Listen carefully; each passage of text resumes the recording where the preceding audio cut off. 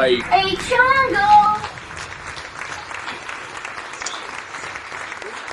Hey, Chongo. Yo, I think we got him. I think he's here to celebrate Ace. Matt Schroeder. There he is. Somewhere. There he is. There he is. Yo. Oh, yeah. Hey, Matt. How's it going, guys? How's it How going, you doing, bud? Matt? Things are good. I'm just about ready and not quite ready yet. So just give me a minute. I'll be right back, and we'll get rolling. It's almost like pissing off your sibling. There he is. Yay! Yeah. How you guys doing? Yo, do we all have the same shirt on? What shirt you got on? Mighty Mouse. Oh, Mighty Mouse. All right, we got the solo album on. Look at that. We all shop at the same store. The Ace store, right? The Ace store. Yeah, I wish there was one. Right? There will be. So you're coming off a show, aren't you? Last night I just had a solo gig. Next weekend there's some Kiss tribute shows though. Schroeder is going to be at the Fremont Amphitheater in Fremont, Ohio. Outside show. Hope it's not too cold outside. And then at the Capitol Theater on November 1st. Put your cup on. Make sure your cup is on. Yeah, Capitol Theater, November 1st in Flint, Michigan. That's awesome. Awesome. Yeah, it's great. It's great. How are you guys doing? So here we are, man. This is great to have you on the podcast to celebrate Ace. One of my favorite Aces. You and Mark. I love you guys, man. Thank you so much. Totally appreciate it. You guys look great too. You guys look great. Sound great. Thank you. You know, I told him about a secret pedal. It's that Boss feedback or boost pedal. It's like when you're doing that solo, you can just hang on that note and go have a bite. You know. Yeah, that's cool. Yeah, I mean, whatever way you can get that, you know. Yeah. To get that feedback just in the right spot, right? Yeah, it's got to be. You got to have it like on the brink of self-destruction. Yeah. Lots of volume. Lots of volume is required, right? Yeah. A friend of mine went and saw Kiss America play at, I think it was somewhere down in South Georgia, and I believe she told you and Neil Davis about me, and she gave me this smashed up guitar, and it's got your signature on it, Matt. Oh, it's got your signature right there. That's amazing. I remember that. Yeah, she's a friend of mine on eBay. That was a fun show, right? Yeah, that was a fun show. That was the Angel City Bike Rally. Wow. I would like to come see Kiss America, but the only thing is I live in Tennessee and Kiss America plays in Florida all the time. Right. But I go to Florida sometimes for vacation and stuff, and maybe if I ever can, and I got cousins that live in Daytona Beach, Florida, and, Neil Davis is a great guy, great friend of mine, too. There we go. Oh, yeah, Neil's a great guy, and he does a lot of great work with the Kiss Cancer Goodbye, which they're doing the pre-party for the Kiss event that's in Vegas. That's happening in a couple weeks. So I think that's November 13th, I think. Wow. Who else is there that night? Well, it's going to be on the 13th. It's a pre-party that was added. So they're going to do a couple guys from Ace's band, Jeremy and Ryan. And I think Joey Casada is on drums. He's playing with both bands. Awesome. Handsome Devils is playing after them. And Todd Kearns, I believe, is going to be there. I'm not really sure. The guys from Red Devil Vortex are going to be there. So they're with the Handsome Devils, but I think they're kind of doing something with the guys from Ace's band to do Kiss Alive in its entirety. And who would not want to play that, right? Right. Yeah. Where do you sign? Yeah, exactly. Yeah, I want to be there. Play those leads, right? Yeah. Absolutely. Yeah. Absolutely. Yeah. So what's it like? How many bands have you You've been flip flopping. Like I tried that. I tried pimping myself out, and it hasn't gone well for me.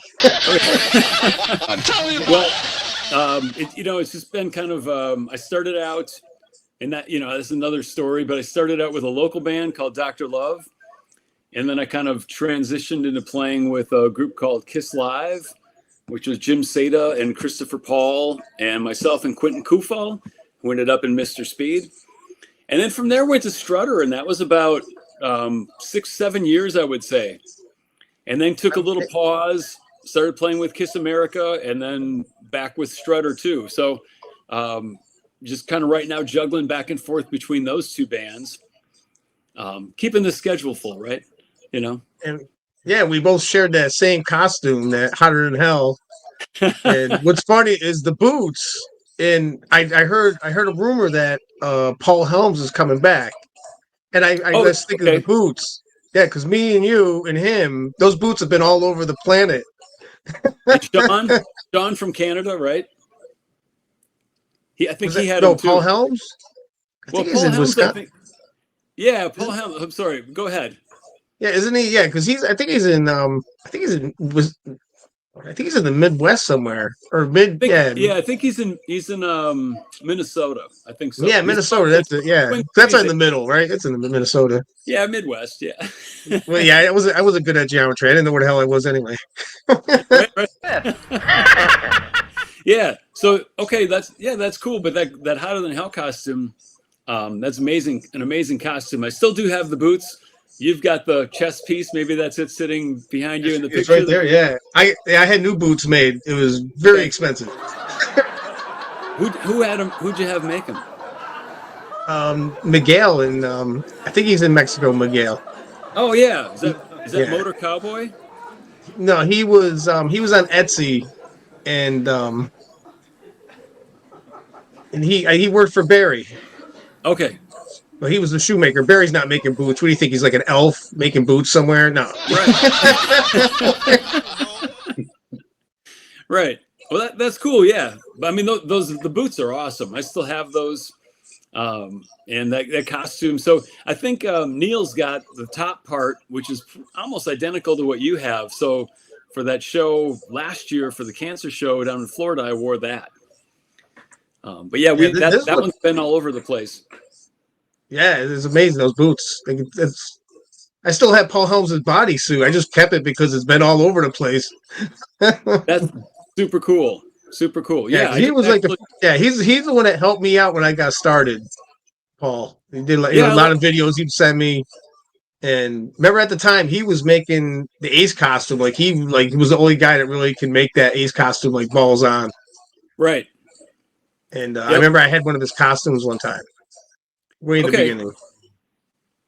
Yeah, I wore a Helms costume down in Vegas in 2015, and with Gary and those he had one that Paul made, so I wore that for that show, and then I've got the top part that you sold me. We traded, so see, that's what I mean. You can't burn your bridges in this business. We'll put up a nice picture of you. I was going through pictures. There you go. Okay, there we go. That's a great picture. Destroyer. That's very early. When you gonna start bringing back the YouTube videos of you showing you how to play stuff? I definitely want to do that. It's in the plans. I don't know. Things have been kind of busy, but I've been trying to get Outer Space by ear, and it's driving me crazy. So, that's a I like to cheat and go on. I like to cheat and go on YouTube. It's great. It's great when you can see somebody actually play the thing. But I think that one is a drop D, right? Drop D tuning. Yeah, but I was trying to find a way to do it in E flat, so I've been messing around trying to learn it in E flat. Okay. Yeah, you might try tuning your. I don't know. Would it work out if you tuned to drop D in E flat and did it that way? I don't know. I was messing around with it because I got a couple of parts, but I couldn't figure out certain parts. So I was just like, yeah, that's people don't know what we have to deal with, right? Yeah, I knew it was a drop D. I just didn't want to do it. I just didn't. I just rather pick up another guitar. I got to keep one guitar and then drop D to do it.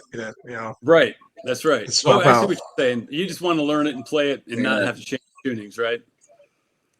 And a lot of people might not always realize how much hard work it is to even do the makeup real authentic and getting up on stage and busting your ass wearing the big platform boots or the platform heels, whichever costume you're wearing. Some people kind of would assume for me that it'd be easy. I'm like, no, it's not. Oh no, yeah, that takes a while to get used to, right? Yeah. Just For me, I'm 22 years old, and I've been wearing Ace makeup since I was 16. But I'd say when I was 18 is when I started actually getting to have more authentic costumes and started wearing the platforms for the first time. But it actually took me. This might sound strange, but it took me 10 minutes to get used to the boots. Oh yeah, right. And then people was like, "How in the hell do you walk in them things?" I always say the gravity on Earth keeps me steady. You know how Ace would say, "I can't stumble around because I'm not used to this planet." I say the gravity on Earth keeps me steady. That's why I'm so good at walking in the boots. Yeah, it takes some skill. It takes some skill. I think because you got to do the poses, you got to do the moves. Yeah, people have no clue. Man, I always laugh at you're always gonna have haters. You're gonna have the scoffer guys like, oh, Kiss sucks. You always have those guys, man. Right. I used to hear it all the time. Being in, because I also played in an AC/DC tribute. I played Morrison when I was younger, and I was always doing the tribute thing. And I'd always hear from other guys like in the places like, oh, why don't you do your own stuff? I'm like, I don't know. Who the hell wants to hear my shit? Nobody. Nobody's gonna come see my shit.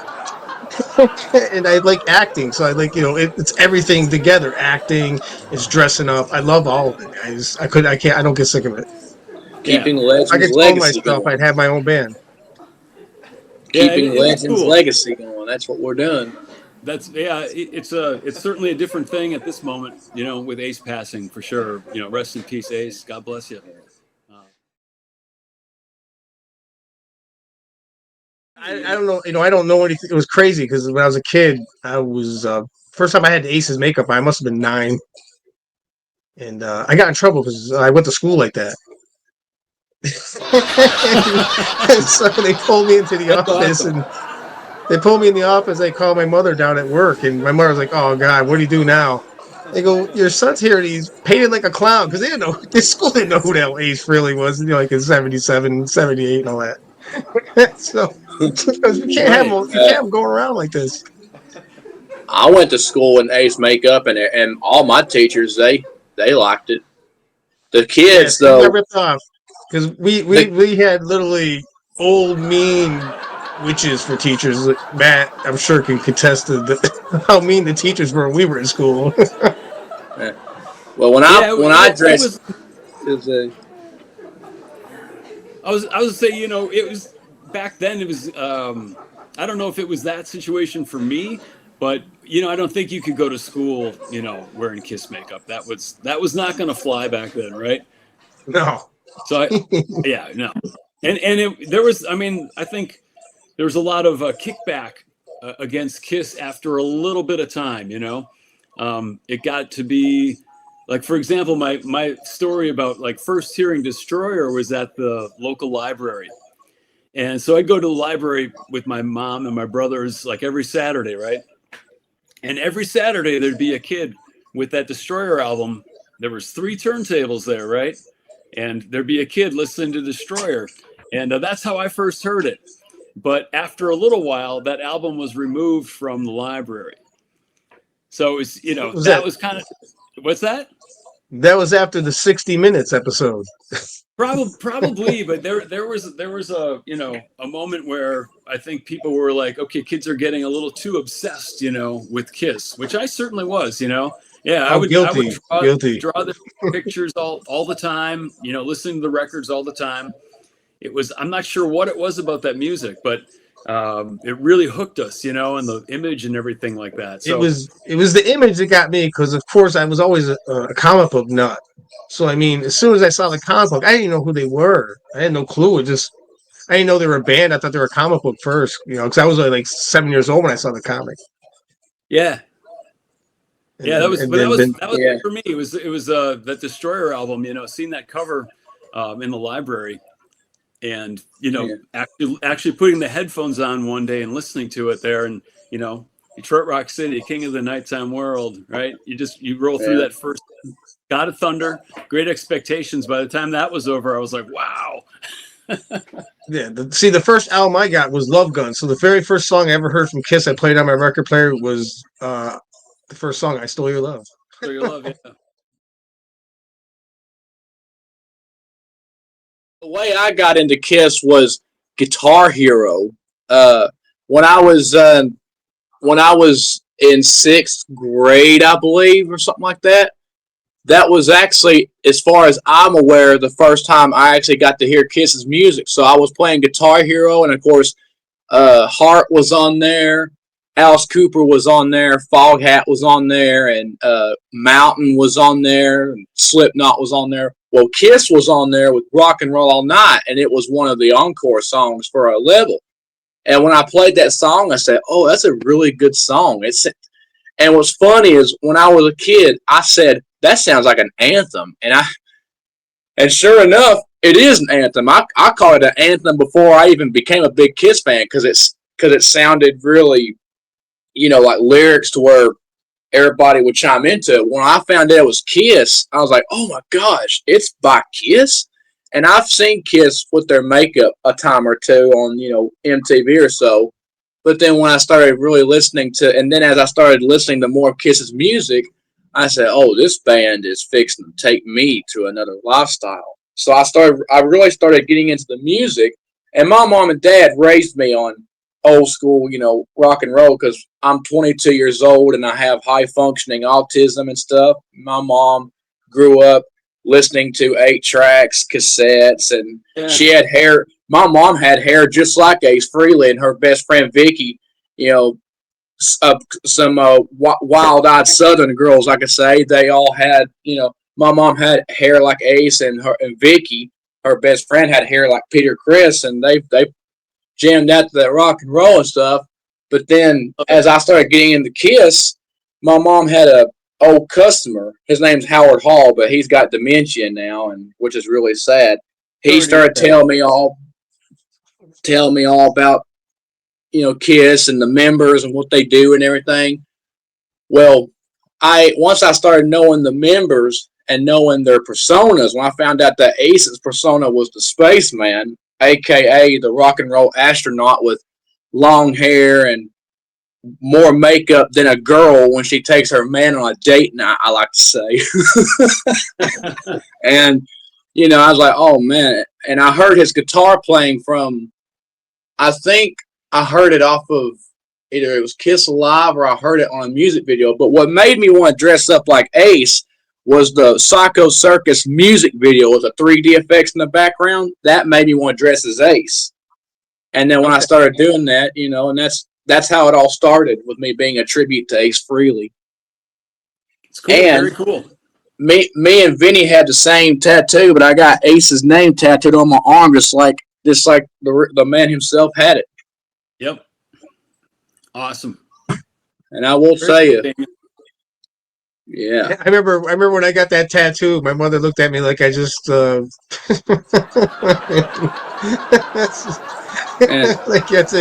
I can't, you're gone. Do you have any Ace stories, Matt, that you'd like to tell? Well, yeah, I've only well, obviously when we start out, we idolize them and things like that, but I mean, I got to sit down with him in 2018 and show him what I was up to, and I was at the show, at one of his shows, and getting a T-shirt, and John, his personal assistant, saw me back there, and he's like, "Matt, and after we're talking for a little while, he said, "Hey, I'm going to put you in the back of the meet and greet line." He says, "Have a picture of you as Ace, ready to go." And I can send these to you, Vinny. I didn't have a chance to do that yet, but I'll send you some. Oh yeah, send them. I can edit it in. Put that picture in. So I had my cell phone ready, and into the meet and greet line comes, and I have this out, and he's like, "Have a picture ready. Have a picture ready." So we sit down and put the cell phone in front of Ace, and Ace kind of hunched over and he was looking at it for a real long time. And finally, in his high voice, he goes, "Yeah, looks like me," And he looks at me and he goes, "You do your own makeup?" And I said, "Yeah, I do my own makeup." And by this point, like some of the entourage was gathering around, and his crew and things like that. And I found a picture on my cell phone of the makeup. And he said, "Yeah, what band do you play with?" And I said, "Schroeder." He's like, "Oh yeah, sure, I've heard of Schroeder." And then he was looking forward for a little while, and he gathering his thoughts. And then he turned and looked me in the eye, and he said, "You got the solos down?" So that was that was the thing. He's sort of like, "Okay, you look kind of like me, and this stuff." And he's like, "But you better have those solos down." I remember. Yeah. Go ahead. I was just saying, to this day, I mean, I'll never forget that, because you always want to do a good job with the solos, right? Mm-hmm. Yeah, I remember. I couldn't find a Gene in my area nowhere, so I did Gene. I knew I could do it. So when I was doing auditions for Aces, I remember some of these guys that came in, they were playing Eddie Van Halen, you know what I mean, like nothing. And then like 3 weeks in, the guys they'd be calling me, "Vinny, I don't know what the hell Ace is doing here. I don't know what he's doing here. I don't know what he's doing there."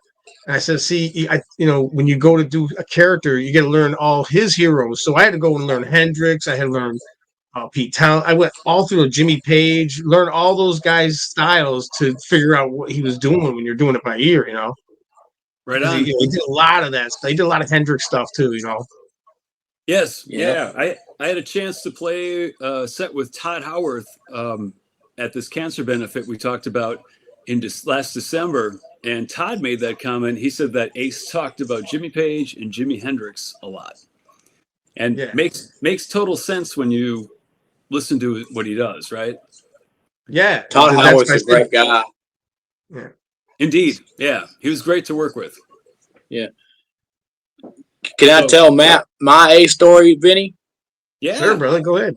So I was at Creatures Fest back in 2022, and it was right after I graduated high school. So right when I graduated high school, my mom drove me to Nashville to where I could be able to meet Ace and be able to meet, Peter Cress and be able to go see him in concert and be able to have the time of my life. So I got up there, and I had to get up super early in the morning to put the makeup on because I wanted to drive up there. And I didn't know this, but I was originally supposed to meet Ace Frehley Saturday, and Okay. I wanted Ace to see what I looked like in his makeup and all dressed like him. So as I got to Creatures Fest, made a lot of friends too.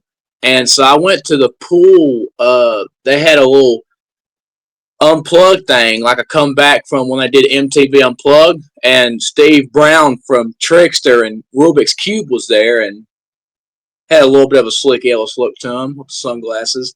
So him and his band got up and did like, yeah, they played the same songs.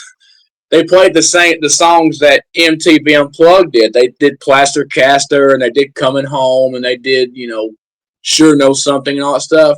But then when it got toward the end, they brought Bruce Kulick out, and Bruce Kulick did Rock Bottom, and Bruce Kulick really nailed it down very well. That guy's amazing. So I love him.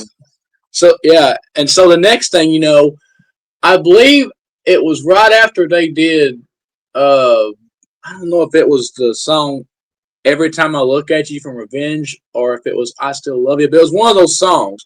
And so one guy says in the microphone, "We got some members of the family here tonight, and I'm not talking about Mom and Dad. I'm talking about my hero, Ace Frehley." And then I'm like, "Oh my gosh, Ace is coming out?" So 10 seconds later, I look to my right. Here comes Ace in his sunglasses and in his outfit. And I started getting real excited stuff, and John was walking him to the stage, and so fans pushed me to the front because I was all decked like him, and I was like, and people's like, "Are you Ace's biggest fan?" I'm like, I wouldn't say I'm his biggest fan, but I'm definitely one of his biggest fans. Because if you say you're someone's biggest fan, they're like, "Hey, no, I'm his biggest fan." So I was like, There is no such thing as Ace's we're biggest gonna fan. duke it out. We're gonna duke it out. Yo. Yeah. And so they pushed me to the front because they knew. And then Ace saw me too, and he broke into 2,000 Man and stuff. And so and then after that, I went to Ace's security when they was fixing to do the concerts indoor, and I told Ace's security that my name's Daniel and I have high functioning autism, and I wanted to meet. Even though I'm supposed to meet Ace tomorrow, but I want to meet Ace while I'm in makeup, all decked like him and stuff. And I just graduated high school. Is that possible? So they said, yeah, we probably might be able to work something out. So they go, talking and investigating. And then I would say 15, 20, 30 minutes later, something like that, they come to me and my mom. Amanda Hugginkiss was there too. And they said, so we talked to Ace. And Ace said that he does want to meet you. And you can just imagine how excited I got about that. What? Yeah. There was a girl named Amanda Hugginkiss. That's her last name. She was working at. You just can't drop a name like that and just move on. Right. Yeah. So, and then she gives me these pictures of Ace, the Love Gun costume and stuff. And so Ace signed, and then so I got in Ace's concert for free somehow. I don't know how, but I was close enough to the stage where when Ace would walk up to me, I could touch Ace on the boot, but they have the things where you can't like try to reach over and stuff. But that's how close I was to the stage. But I had to move away from the PAs because it was so fucking loud that the next morning I woke up kind of deaf in this evening, and so. It was who was it? It was Cora Rozic, John Karabi, and then Enough's Enough, and then after that, Ace Frehley. We love you! Good night!